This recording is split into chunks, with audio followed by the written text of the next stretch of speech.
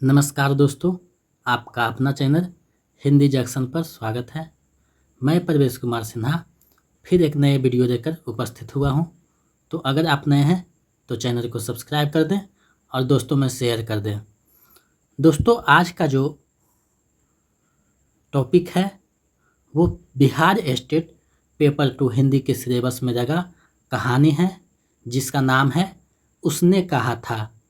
इसके रचनाकार चंद्रधर शर्मा गुलेरी जी हैं। आज हम लोग इस रचना तथा रचनाकार से संबंधित महत्वपूर्ण बिंदु जानेंगे। उसने कहा था कहानी जो है यूजीसी नेट के सिलेबस में भी लगा हुआ है और ये कहानी हिंदी में मील के पत्थर की तरह है। चंद्रधर शर्मा गुलेरी जी बहुत कम रचना किए हैं, लेकिन कम रचना में ही इन्हें बहुत बड़ी ख्याति प्राप्त हुई है। तो इस उद्देश्य से ये कहानी और भी महत्वपूर्ण हो जाती है। तो हम लोग आज इसी के बारे में जानेंगे, समझेंगे। तो बिना देर किए हुए चलिए आज के कहानी की तरफ बढ़ते हैं। आप देख पा रहे हैं यहाँ जो है कहानी का दिया हुआ है PDF। तो सबसे पहले हम देख रहे हैं उसने कहा था कहानी है। इसके रचनाकार चंद्रधर शर्मा गुलेरी जी हैं। तो सबसे पहले हम इनके बारे में जानते हैं। चंद्रधर शर्मा गुलेरी का जन्म राजस्थान की वर्तमान राजधानी जयपुर में हुआ था। उनके पिता पंडित श्री राम शास्त्री मूलतः हिमाचल प्रदेश के गुलेर गांव के निवासी थे। एक बात सामने निकल कर आई गई, पीछे जो इनके नाम के लगा हुआ है गुलेरी, वो इनके जो है मूलतः गांव जो है हिमाचल प्रदेश के गुलेर, उसी का जो है रूप है गुलेरी। आगे हम लोग जानते हैं ज्योतिर्विद्या महामहोपाध्याय पंडित शिवराम शास्त्री राज सम्मान पाकर जयपुर में बस गए थे। उनकी तीसरी पत्नी लक्ष्मी देवी ने सन 1883 में चंद्रधर शर्मा को जन्म दिया। यहाँ देख रहे हैं कि इनकी जो जन्म होती है, इनके पिता की तीसरी पत्नी से जन्म होती है 1883 में। तो ये एक बात जो है सामने निकल कर आ गई। अब हम लोग थोड़ा और विस्तार से जानते हैं इनके बारे में। चंद्रधर को घर में ही संस्कृत भाषा, वेद पुराण आदि के अध्ययन, पूजा पाठ, संध्या वंदना तथा धार्मिक कर्मकांड का वातावरण मिला। आगे चलकर उन्होंने अंग्रेजी शिक्षा भी प्राप्त की और आगे की पढ़ाई के लिए वे इलाहाबाद आ गए, जहां प्रयाग विश्वविद्यालय से BA किया। उन्होंने कलकत्ता विश्वविद्यालय से MA किया। प्रयाग से BA, कलकत्ता से MA किया। चाहते हुए भी वे आगे की पढ़ाई परिस्थितिवश जारी न रख पाए। हालांकि उनके स्वाध्याय और लेखन का कर्म अबाध रूप से चलता रहा। 20 वर्ष की उम्र के पहले ही उन्हें जयपुर की वेधशाला के जीर्णोद्धार तथा उससे संबंधित शोध कार्य के लिए गठित मंडल में चुन लिया गया था और कैप्टन गैरेट के साथ मिलकर उन्होंने the Jaipur observatory and it's builders शीर्षक अंग्रेजी ग्रंथ की रचना की। आप देख रहे हैं कि जयपुर में जो है इन्हें कौन कौन से पोस्ट मिले और कौन से जो है पत्र का ये जो है निकाले हैं शोध कर। आगे जो है अपने अध्याय काल में ही सन 1900 में जयपुर में नागरी मंच की स्थापना में सहयोग दिया। सन 1902 में से मासिक पत्र समालोचक के संपादन का भार भी संभाला। एक चीज निकल कर आगे दे, समालोचक जो पत्रिका है उसका इन्होंने संपादन किया। प्रसंगवश कुछ वर्ष काशी नागरी प्रचारणी सभा के संपादक मंडल में भी इन्हें सम्मिलित कर दिया गया। देखिए, काशी नागरी जो पत्रिका निकलती थी नागरी प्रचारणी सभा से, उसका जो है इन्होंने संपादन मंडल में रहकर उसका जो संपादन किया। उन्होंने देवी प्रसाद ऐतिहासिक पुस्तक माला और सूर्य कुमारी पुस्तक माला का संपादन किया और नागरी प्रचारणी पुस्तक माला और सूर्य कुमारी पुस्तक माला का संपादन किया और नागरी प्रचारणी सभा के सभापति रहे। नागरी प्रचारणी जो हिंदी के विकास में अहम भूमिका निभाती है, उसके संपादन भी रहे हैं। और आगे जानते हैं इनके बारे में। जयपुर के राज पंडित के रूप में जन्म लेने वाले गुरेजी जी का राजवंशों से घनिष्ठ संबंध रहा। वे पहले क्षेत्रीय नरेश जय सिंह के और फिर जयपुर राज्य के सामंत पुत्रों के अजमेर के मेयो कॉलेज में अध्ययन के दौरान उनके अभिभावक रहे। सन 1916 में उन्होंने मेयो कॉलेज में ही संस्कृत विभाग के अध्यक्ष का पद संभाला। संस्कृत विभाग के ये अध्यक्ष के पद पे भी रहे। सन 1920 में पंडित मदन मोहन मालवीय के प्रबंध आग्रह के कारण उन्होंने बनारस आकर काशी विश्वविद्यालय के प्राच्य विद्या विभाग के प्राचार्य और फिर 1922 में प्राचीन इतिहास और धर्म से संबंधित मनीन्द्र चंद्र नंदी पीठ के प्रोफेसर का कार्यभार भी संभाला। देख रहे हैं कि ये जो है किस तरीक़ा से कितनी बड़े बड़े जो है पदों पे रहकर काम किया है और हिंदी को सुशोभित किया है, संस्कृत को सुशोभित किया, इतिहास। इस बीच परिवार में अनेक दुखद घटनाओं के आघात भी उन्हें झेलने पड़े। सन 1922 में 12 सितंबर को प्रिया के बाद तेज ज्वार से मात्र 39 वर्ष की अल्प आयु में उनका देहांत हो गया। 39 वर्ष की उनकी जो जीवन थी उसी में इन्होंने बहुत ख्याति प्राप्त किया, आप यहाँ देख पा रहे हैं। इस थोड़ी सी आयु में ही गुरेजी जी ने अध्ययन और स्वाध्याय द्वारा हिंदी और अंग्रेजी के अतिरिक्त संस्कृत, बंगला, मराठी आदि के ही नहीं जर्मन तथा फ्रेंच भाषाओं का भी ज्ञान हासिल किया तथा उनकी रुचि का क्षेत्र भी बहुत विस्तृत तथा और धर्म, ज्योतिष, इतिहास, पुरातत्व, दर्शन, भाषा विज्ञान, शिक्षा शास्त्र तथा साहित्य से लेकर संगीत, चित्रकला, लोककला, विज्ञान, राजनीति तथा समसामयिक सामाजिक स्थिति तथा रीति नीति तक फैला हुआ था। देख रहे हैं कितनी विस्तार है। इतिहास के भी जानकार, पुरातत्व के, भाषा विज्ञान, शिक्षा शास्त्र, दर्शन शास्त्र, फ्रेंच, जर्मन, मराठी, प्राकृत, अंग्रेजी, हिंदी, इनकी जो है एक अभिरक्षण जो है कवि नज़र आते हैं और अभिरक्षण रचनाकार हैं, क्योंकि इतनी ख्याति सभी के पास नहीं रहती है। उनकी अभिरुचि और सोच को गढ़ने में स्पष्ट ही इस विस्तृत पटभूमि का प्रमुख हाथ था। इसका परिचय उनके लेखन की विषय वस्तु और उनके दृष्टिकोण के में बराबर मिलता रहता है। तो आप लोगों ने देखा उनकी जो है जीवन किस का प्रकार से गुजरा, कहाँ कहाँ जॉब किए, किसने भाषा के जानकार थे, मृत्यु कब हुई और जन्म कब हुआ। अब हम लोग जो है इनकी जो है प्रसिद्ध रचना है उसके बारे में जानते हैं। तो आप देख रहे हैं प्रमुख रचनाएं। तो सबसे पहले कहानियां हैं। तो कौन कौन सी कहानियां हैं देखते हैं। सुखमय जीवन 1911 में प्रकाशित हुआ। बुद्धू का कांटा 1914 दे देता, लेकिन कहीं कहीं 1915 रहता है, इसको ध्यान से देख लीजिएगा। बुद्धू का कांटा 1914 है, कहीं कहीं 1915 रहता है, लेकिन ज़्यादातर 15 ही देता है यूजीसी नेट के बुक में, तो हमें लगता है 15 ही होना चाहिए। देख लीजिएगा विकल्प के अनुसार। उसने कहा था कहानी का प्रकाशन हुआ 1915 में, जो हम लोगों को पढ़ना है। और इनके जो है निबंध देखते हैं। मारेसी मोहि कुंठाव, कछुआ धर्म, बहुत प्रसिद्ध जो है निबंध है। कछुआ धर्म बराबर पूछा जाता है, इसको थोड़ा सा देख लीजिएगा। पुरानी हिंदी की जो है आलोचना है। अब देख रहे हैं कहानी है। उसने कहा था, तो हम लोग कहानी को छोड़कर चलेंगे क्योंकि कहानी पढ़ने लगेंगे तो बहुत ज़्यादा समय बीत जाएगा, और हमें लगता है कि आप लोग इसको खुद पढ़ लीजिएगा। इसका PDF जो है टेलीग्राम चैनल पे दे दिया जाएगा। आप लोग टेलीग्राम चैनल से जुड़ जाइए, जिसका लिंक वीडियो के डिस्क्रिप्शन में दिया हुआ है। तो वहाँ से जुड़कर इस जो है PDF को आप प्राप्त कर सकते हैं, क्योंकि कहानी बहुत लंबी है तो पढ़ने में जो है समय भी लग जाएगा। तो हम चाहते हैं कि कहानी को आप लोग खुद पढ़ लें और हम लोग जो है इससे संबंधित MCQ देख लेते हैं, क्योंकि कहानी लंबी होने के कारण जो है समय ज़्यादा लग जाएगा। तो हम लोग जो है इससे इसका MCQ देख लेंगे और इसका PDF जो है टेलीग्राम पे भेज दिया जाएगा। आप लोग वहाँ से इसको प्राप्त कर खुद कहानी को पढ़ लें। तो सबसे पहला प्रश्न है, उसने कहा था कहानी के रचनाकार कौन है? उसने कहा था कहानी के रचनाकार कौन है? आपके पास 4 विकल्प दिया हुआ है, सही विकल्प का चयन कीजिए। तो इसका जो सही आंसर है विकल्प खा हो जाएगा, चंद्रधर शर्मा गुरेजी जी हैं। चलिए नेक्स्ट प्रश्न देखते हैं। उसने कहा था कहानी का नायक कौन है? उसने कहा था कहानी का नायक कौन है? आप लोग जवाब दीजिए, 4 विकल्प आपके पास है।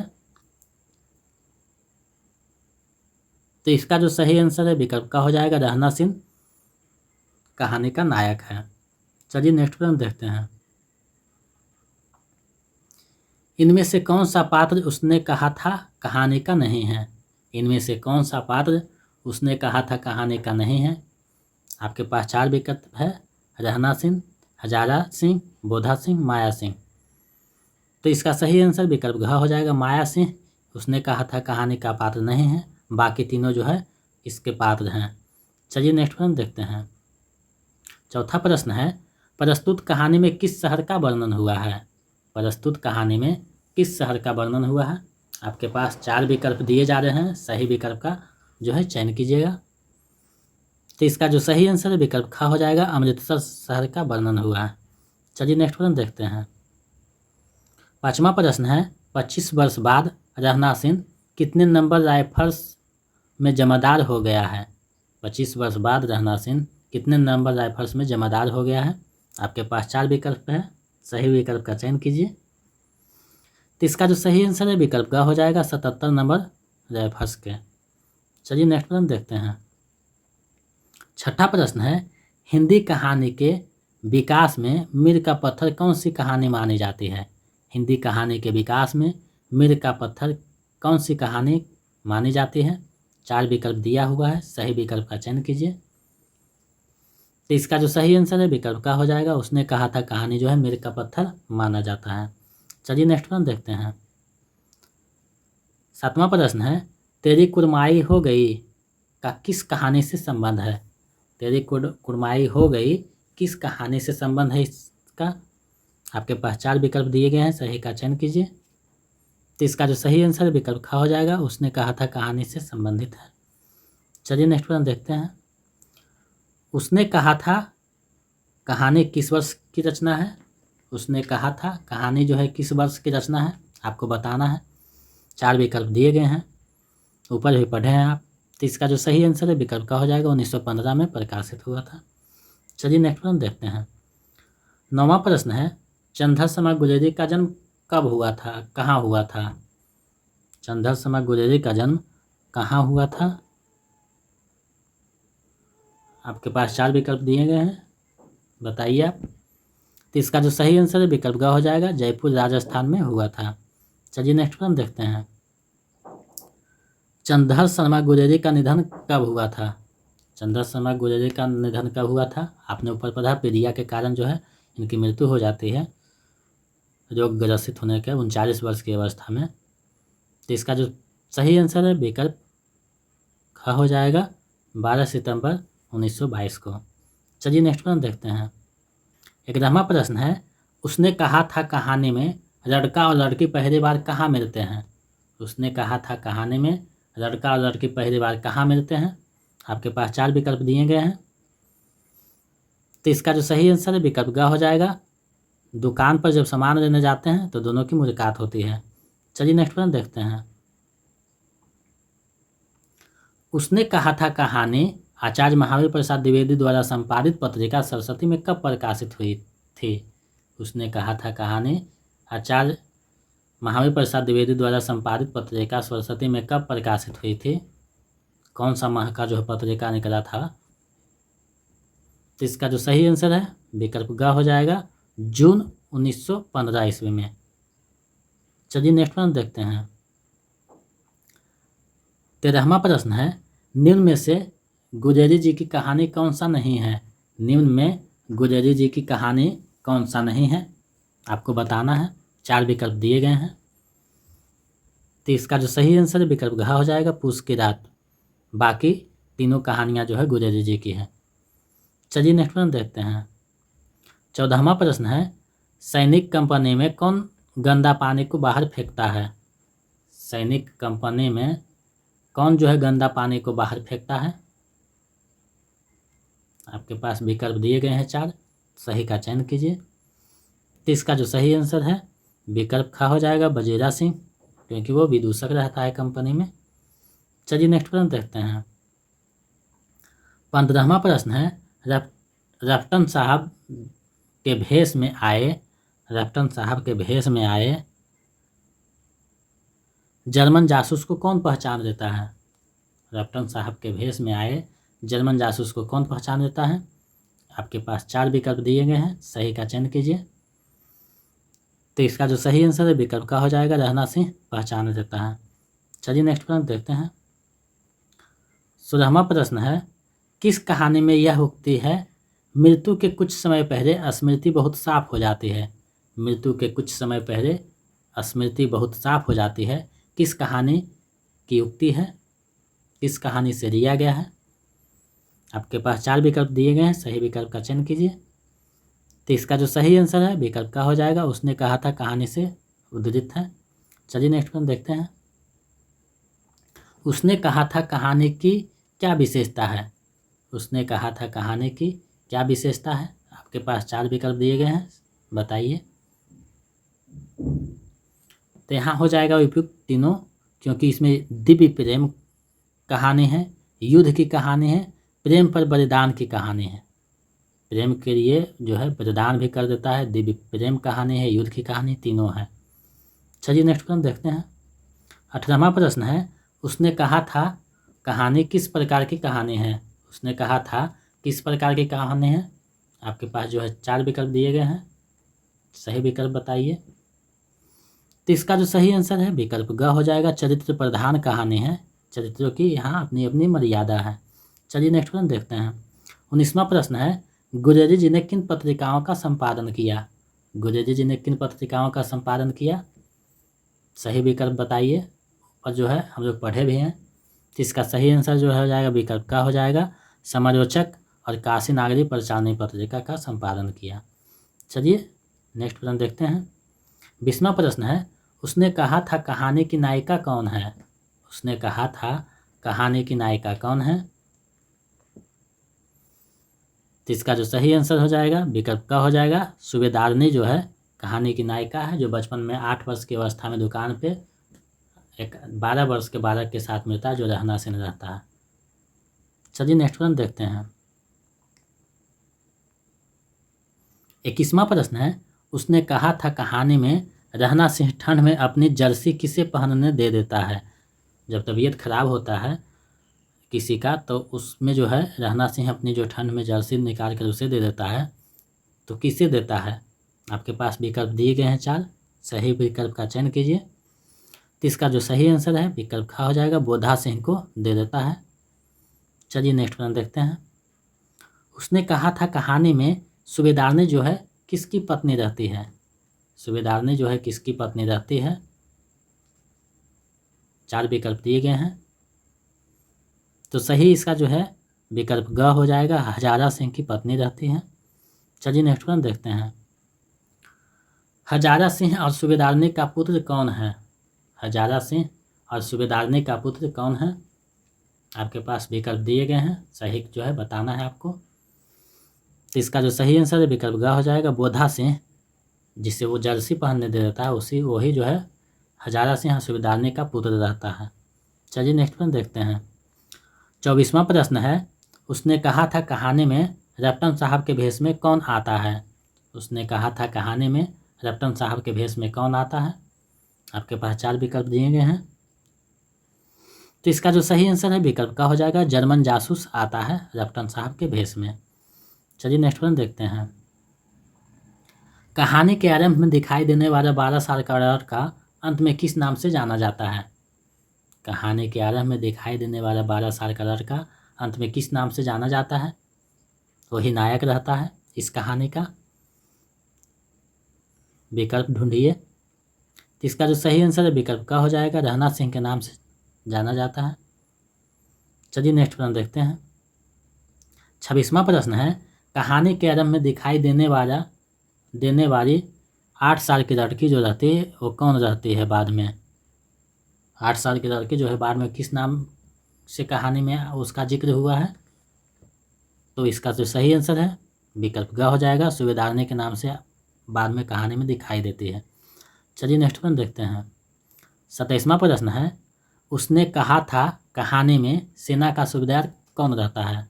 उसने कहा था कहानी में सेना का सूबेदार कौन रहता है। सही विकल्प आपको बताना है। तो इसका जो सही आंसर है विकल्प का हो जाएगा, हजारा सिंह जो सूबेदार रहता है। चलिए नेक्स्ट प्रश्न देखते हैं।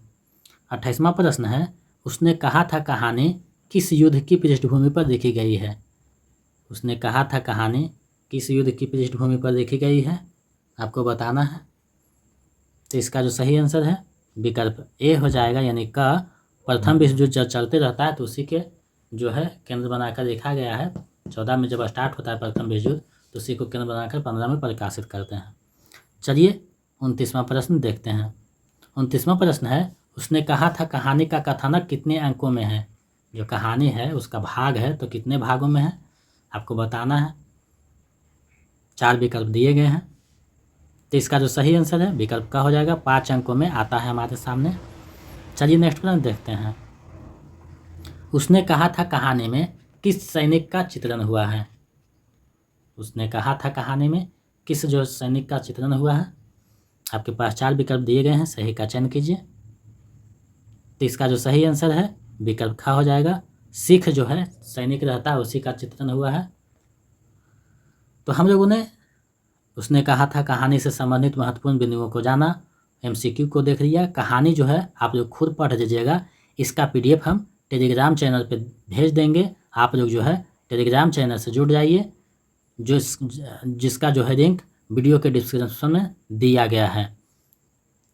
और अगर आप स्टेट पेपर 2 हिंदी का तैयारी कर रहे हैं तो स्टेट पेपर 2 हिंदी के नाम से प्लेलिस्ट बना हुआ है, वहाँ से सारे वीडियो आप देख सकते हैं और तैयारी को मजबूती प्रदान कर सकते हैं। तो हम लोगों ने उसने कहा था कहानी के बारे में जो है एमसीक्यू देखा, तो हमें आशा ही नहीं पूर्ण विश्वास है कि ये वीडियो आपके तैयारी में महत्वपूर्ण भूमिका निभाएगी। अगर आप जो है नए हैं तो चैनल को सब्सक्राइब कर दें, क्योंकि आप जब सहयोग करते हैं तो हमें हौसला मिलता है और हम दुगने उत्साह के साथ आपके समक्ष उपस्थित होते हैं। आज जो है लगभग इसका जो है सिलेबस पूरा ख़त्म कर दिया जाएगा और आज शाम को हो सकता है 2019 का जो है हम लोग एक प्रीवियस सेट का प्रैक्टिस करेंगे, उसके बाद कल से प्रैक्टिस सेट जो है कराया जाएगा और कुछ कुछ जो बाकी रहेगा सिलेबस उसका भी वीडियो डाला जाएगा। तो आपको चिंता करने की कोई बात नहीं है, आपको जो है प्रैक्टिस सेट में सभी विषय जो है टॉपिक है उससे क्वेश्चन बने हुए नजर आएंगे। देखेंगे सभी विषय से क्वेश्चन, सभी टॉपिक से क्वेश्चन। और एग्ज़ाम जो हो रहा है स्टेट का उसमें सिलेबस से ही पूछा जा रहा है, तो आपको सिलेबस के अनुसार पढ़ना है, सिलेबस से बाहर कुछ देखने की ज़रूरत नहीं है। तो इसे ही सहयोग करते रहें, चैनल को सब्सक्राइब कर दें, दोस्तों में शेयर कर दें। बहुत बहुत धन्यवाद।